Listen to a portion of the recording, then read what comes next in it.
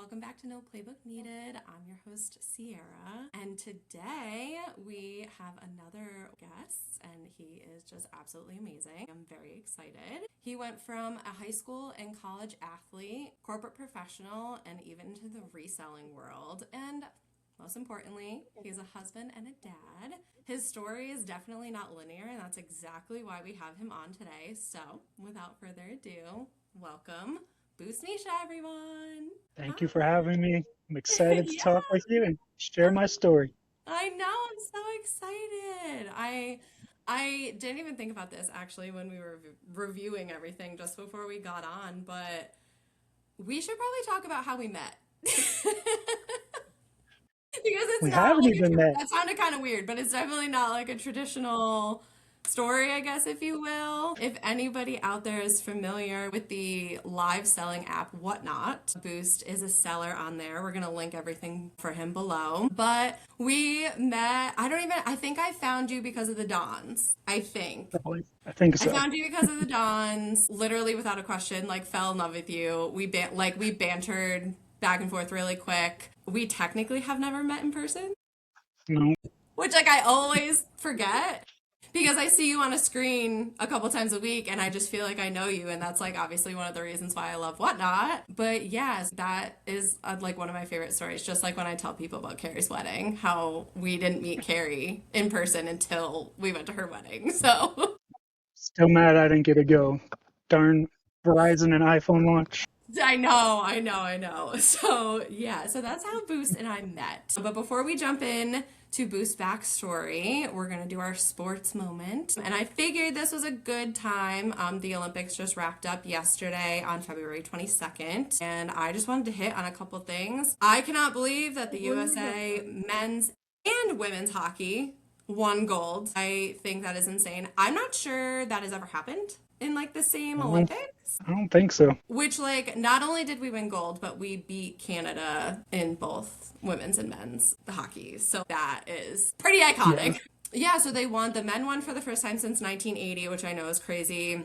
Back in Lake Placid, which is really fun for me because I grew up about 3.5 hours south of Lake Placid, so I'm actually very familiar with that area, which is really Yeah. cool. And then the women, it was the first time they had won gold since 2018, so it's still been almost just short of a decade.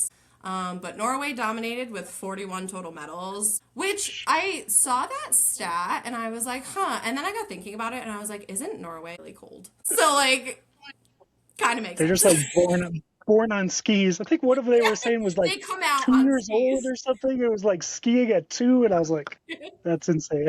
Yeah, they just come out on skis. Like, yes, exactly. But the U.S. wasn't too far behind in second with 33 medals, and then the Netherlands came in third with 20 medals. I know each like winter and summer are every 4 years, but it's still cool that we technically get it every 2 years, which is nice. And I feel like with what's going on recently, I feel like the Olympics really brought us together, and it was a nice thing. Good thing to see. Such a, it's such a good moment just for all the stories, and you get the time for the backstories, and they do such a good job presenting that with the hockey and stuff. My wife, who doesn't even like sports, was like sitting there like, I see, and I'm like, oh, this happened. That's a brother. This guy. I mean, it's Yeah. just incredible storytelling moments, and you Yeah, know, especially for beautiful. men's hockey with the two sets of brothers. That was Yeah. so cool. I didn't even realize that until they had won and we were watching them kind of like skate around and just take photos and stuff. And James pointed it out. He was like, oh my God, like those two and those two are brothers. And the four of them took a photo together. And I was like, oh, that's really cool. Definitely was tearing up through some of that for sure with Oh, the guy that oh, and then when they passed brought away, and Johnny's jersey yeah, out. I thought that that was the best thing they ever could have done. That was so sweet. And then they brought his two kids out on the ice to take yeah. photos with the team. Oh my gosh. But did you know, super random fact, I didn't know that the coaches don't get gold medals. Yeah, they said that. I was like, that's crazy. But then you think about how many sports probably, like bobsled coach doesn't get a medal or something. But, you know, we're But used to like, Super Bowl rings and championship yeah. rings for everyone. And Yeah, yeah, no, because like, well, I think about it from James's perspective. Like, James works in ticketing, and he still gets like championship rings. So like, I don't know. I feel like the coaches are, yeah, they're not physically doing the activity per se, but the hours and the time spent, I feel like they at least deserve something like a gold Yeah, the medal or silver, whatever. years spent through it all is crazy to spend 4 years putting it all together and coaching all the different professional athletes has got to be hard on Exactly. hockey and all that. So, Especially because you think about it from like the team sports, like usually a team has one coach. And, I don't know. I just feel like they deserve a little more recognition. we'll give them an honorary gold medal. Yeah. All right. So, jumping right in, I'm going to hand the mic over to you and go ahead and tell us anything and everything you want about yourself. Cool. I'm Boost Misha, sports fan forever and ever. Since I was a little kid, obsessed with sports. So when Cierra started this podcast and was talking about her love of sports, definitely resonated with me and played a lot of sports. Started at 6 with baseball, played soccer, always played basketball recreationally, and then found water polo, loved water polo, started just before middle school. Played through high school, won 3 state championships in Michigan for water polo. I went into collegiate, went into some D3, played, but always been obsessed with sports. Definitely, something I can't live without, and always watching anything that's on ESPN. Used to watch like those lifeguard competitions they would have, running and diving for pieces of pipe or things like that. But anything that was on sports, I watched it.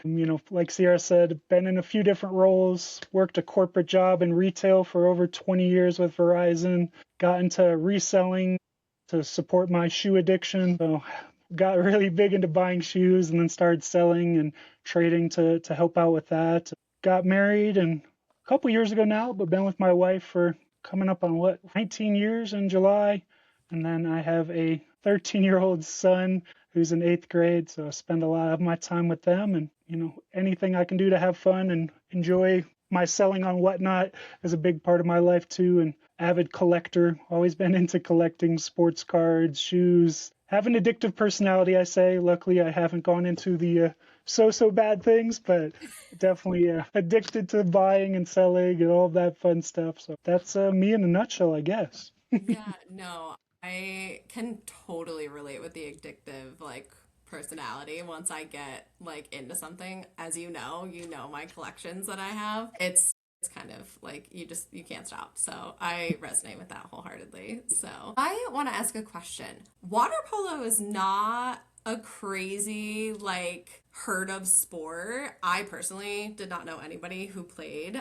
So how did you get into that? It's weird because I grew up in Michigan as well, so Yeah. you're not associating this with like, outdoor pools and the ocean. But in Ann Arbor, where I grew up in Michigan, where the University of Michigan is, they had a really big like club team for University of Michigan that ran like camps. And then my sister actually started playing. So I have a sister that's 3 years older than me, and she started playing in high school and started really the women's water polo team for a big high school that we have, Pioneer High School in Ann Arbor. There's like 2 major ones. And my sister and I actually went to an alternative high school that was only like 350 people, didn't have any sports teams, didn't have anything like that. So we had to go to the big high school that had like 2,500, 3,000 people and play sports there. So got introduced it through her, and then just really kind of fell in love. Baseball, kind of similar with a lot of throwing and things like that. So I hated swimming when I first started, which is hard when you're literally in the water, can't touch treading water for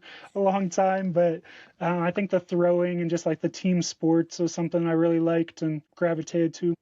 Yeah, no, I love that. Who were you when you played sports in high school and college compared to kind of who you are now?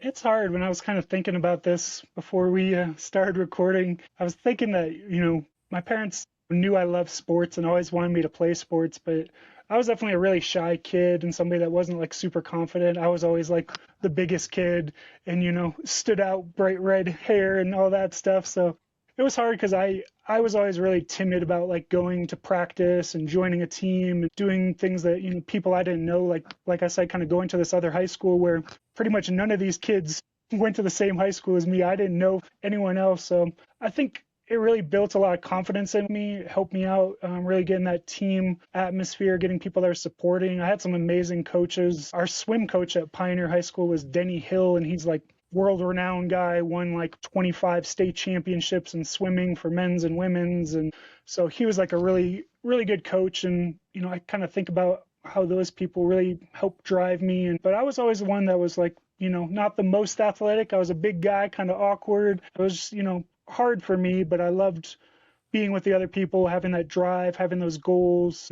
Obviously winning state championships helps you commit to it and do that. But it was tough at first, but I think it really helped me gain confidence in myself and what I was doing and my body even, being a big giant guy and being able to realize what I could do and, train and get better at things really helped me out. Yeah, okay. Tell the people how tall you are. I'm only 6'6". Only 6'6". I need you and James to meet each other one day because you both are tall redheads. Well, I think James is tall, but he's gonna look short next to you, so I need the two of you to meet one day. Do you think sports really helped shape part of your identity and who you are? Yeah, I mean, I think it really set my work ethic.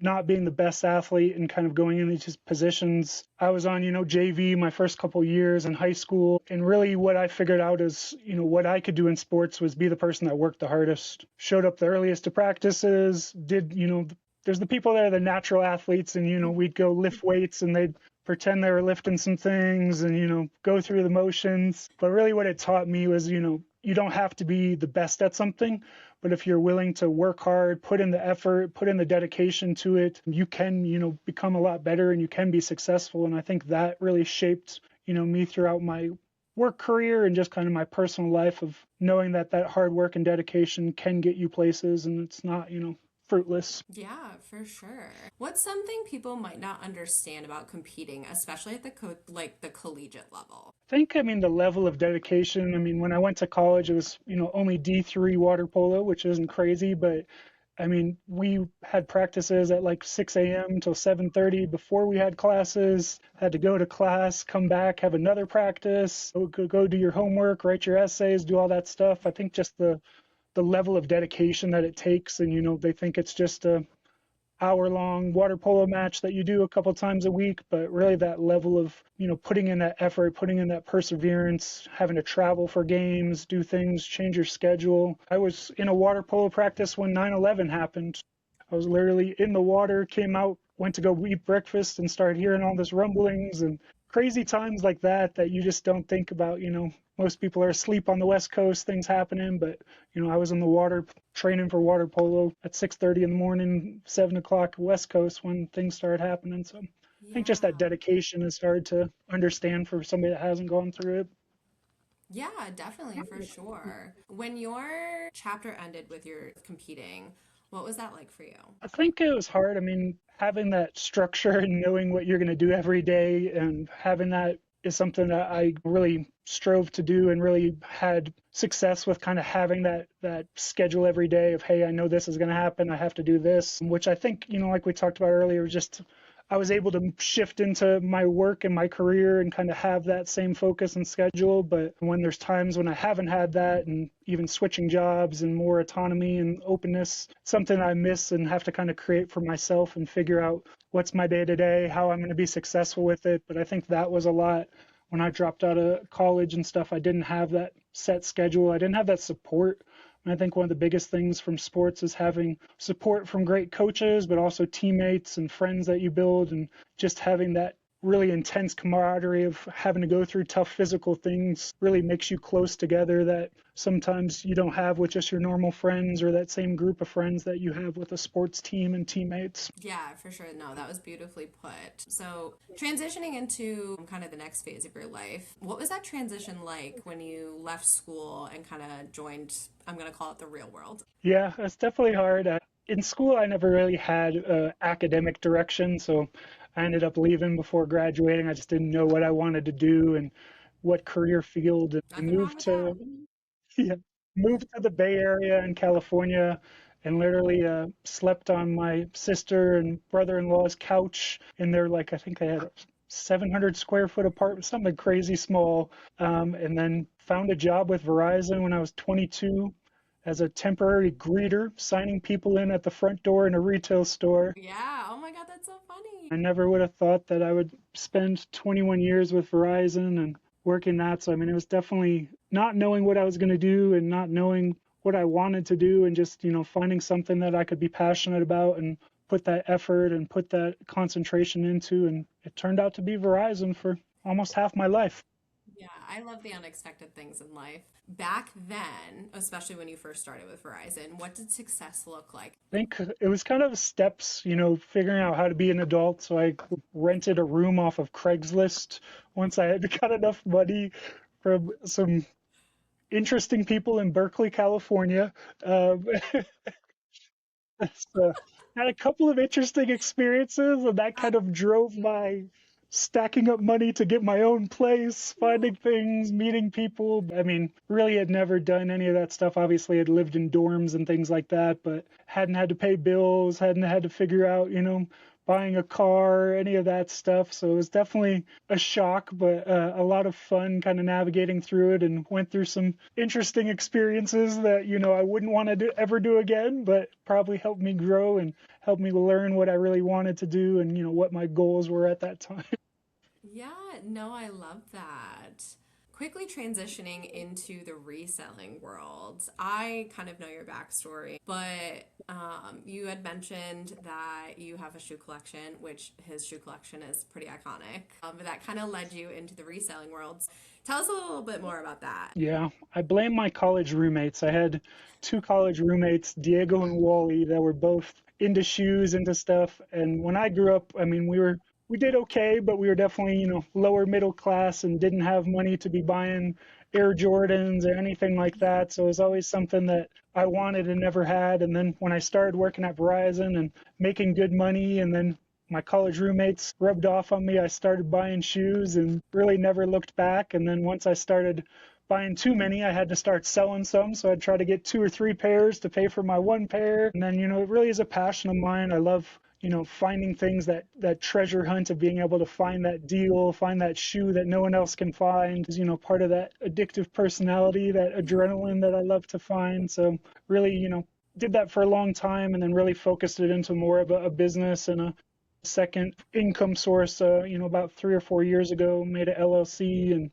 started doing some streaming, started doing whatnot. I also did a streaming service called Wanted that's now defunct, but kind of went through different things, figuring out what's working, transition into luxury and all that stuff. Got out of shoes, which was crazy after having like 500 or 600 pairs of shoes in my basement. I think I'm down to probably 200 now or something like that. So Yeah, it it was was definitely definitely some kind of changes. shocking when you said that you were going to make the transition, but like also not shocking, if that makes sense, just because of how intertwined you are kind of in the luxury reselling side of things. So, which leads me to a question. Was betting on yourself scary when you really started to get into the reselling side of things? Yeah, I mean, I think it is still scary for me. You put up a lot of, time, energy, and then, a lot of money into it as well. So when things don't work out, it definitely is scary. But I mean, I think that goes into my personality as well, that I always like a challenge. I was always the one procrastinating the test and the essays till the night before at 2 a.m. and trying to write 5 pages. So I mean, I think, that hustle mentality has always been, that challenge is there. So just trying to find different ways, different avenues. But it's definitely scary when you put stuff on paper. You got bank accounts that are the business, things that are real and, tangible rather than just kind of a hobby, and making it more of a business is definitely a scary time. And, putting it all in there and just trusting in yourself, and you are the company.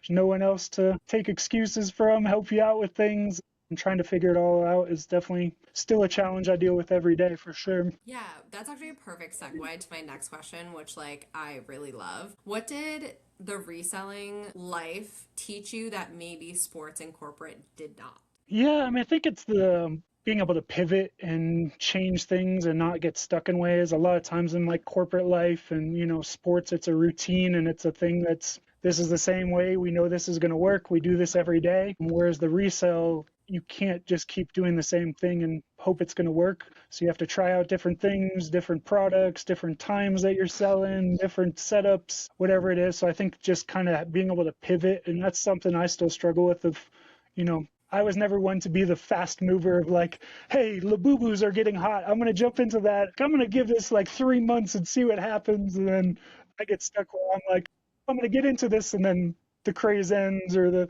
thing ends. So being able to take risk, I think, definitely is something that the resale sides helped me out with, and I still try to do, but it's tough sometimes to put all your eggs in a basket that you have no idea what's going to happen if you're going to make an omelet or you're going to have broken eggs. Yeah, no, for sure. What do you think is something people misunderstand about what you've built in the reselling world? I think the most frustrating thing is people think you get stuff for free or for like low cost that they're like, I don't know, I started listing stuff on eBay that I've been on eBay since like 2000, but I haven't sold regularly. And I was like, oh, I'll put some stuff on eBay. I list something for $500 and somebody's like, will you take $76? Like, where do you think I like made this? Like, I have to put in effort and money too, but I think Just snapped your people, fingers and it was there.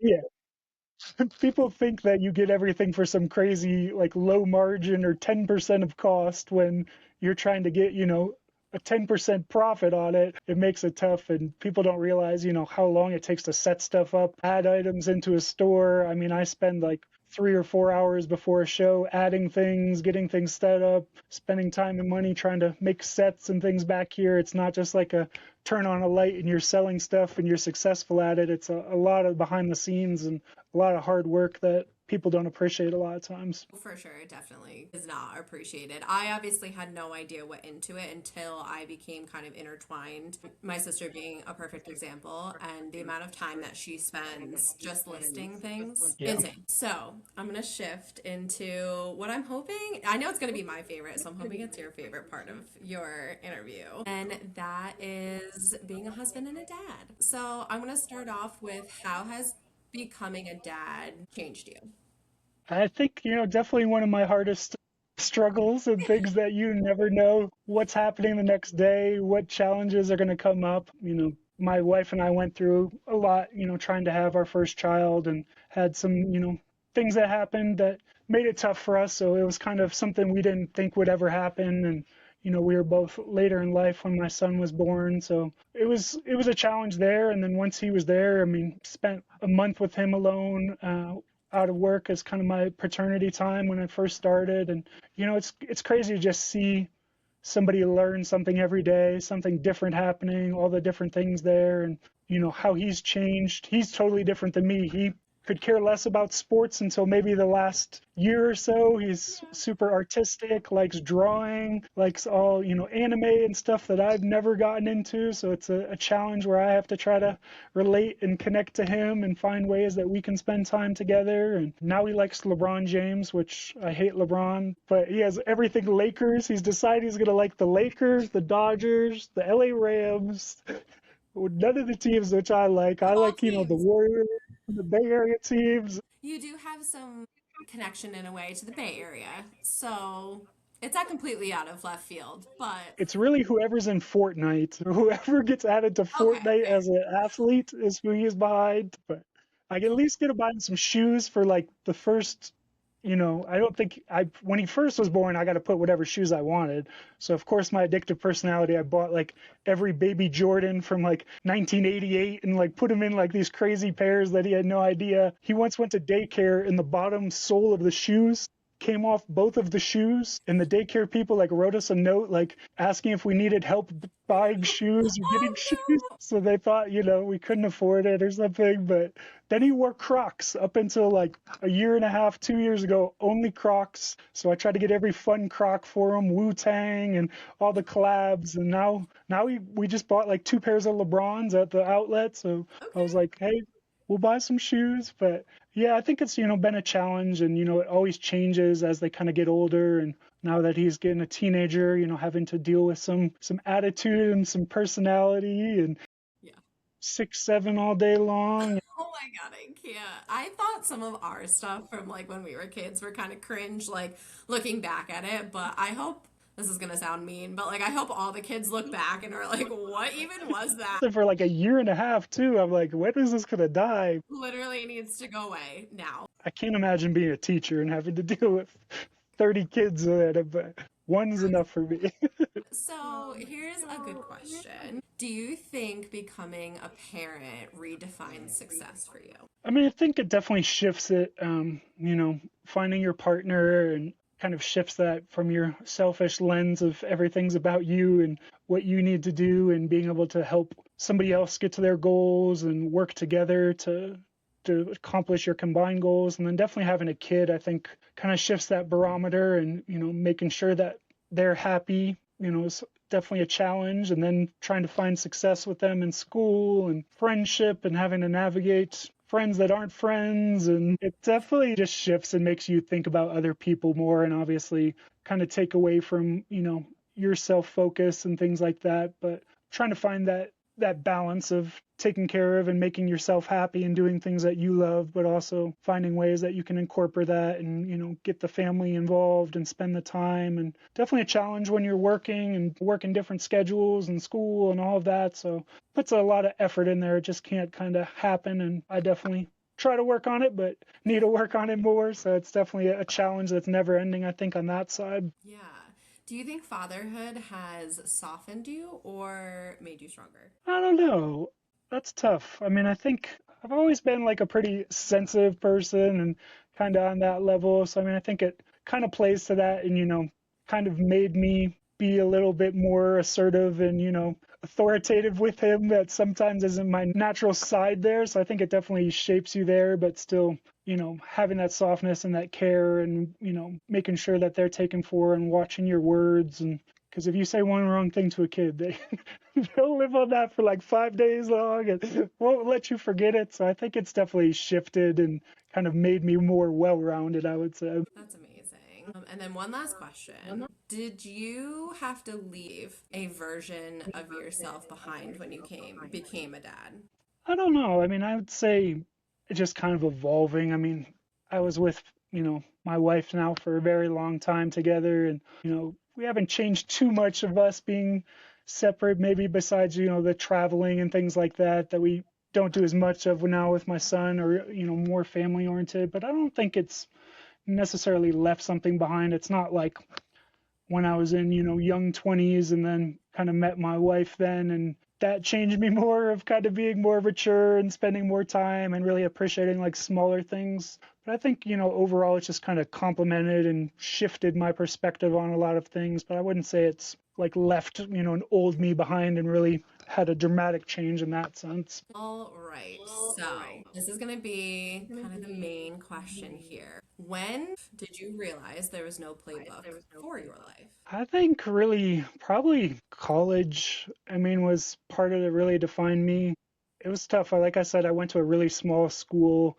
I was really into sports, and then I was into journalism was my other big passion. And when I was deciding where to go to college, I got into USC journalism school in Southern California, and was like a really tough journalism school. And then I got into Occidental College, which I ended up going, which is a tiny liberal arts school also in Southern California. But really kind of going through that and not knowing which direction I wanted to go, and like not having a clear path, and then kind of spending that time in college and meeting some great people, learning a lot about myself and, just learning in general. But like I said, I didn't have a direction. I wasn't like, I want to be a doctor and I'm going to go through this and go through that or become a lawyer. I didn't know what I wanted to do. And, I never thought that a career at Verizon would be something I would end up in. And so I think, really kind of those struggles, and went through, things with girlfriends at the time that I thought were going to be forever in college. And, there is no one way to do it. There is no path. There is no playbook. If there is a playbook, it's probably going to change. You're probably going to get traded to a different team, and you're going to have to learn a whole new playbook. And so, I mean, I think, that really taught me, and kind of going through that portion, I wouldn't take anything back from what shaped my life and, what led me into this life that I have now. So I think that's kind of what I think about, is just not knowing where I'm going and just kind of figuring it out. And like you've talked about, I still don't know what I'm doing. I'm unemployed at the moment, trying to figure out what my next step would be after 21 years. So a whole nother wrinkle in the playbook for sure. Yeah. Yes. So with that answer, what changed in how you trust yourself? I mean, I think just knowing, like, if I put in hard work and dedication into something, I can make it work. So not knowing what that's going to be necessarily, or what path that's going to lead me down, but knowing that, if I put in my whole heart, my whole effort, my drive, I'll be able to do anything, that I want to do, anything that I try out.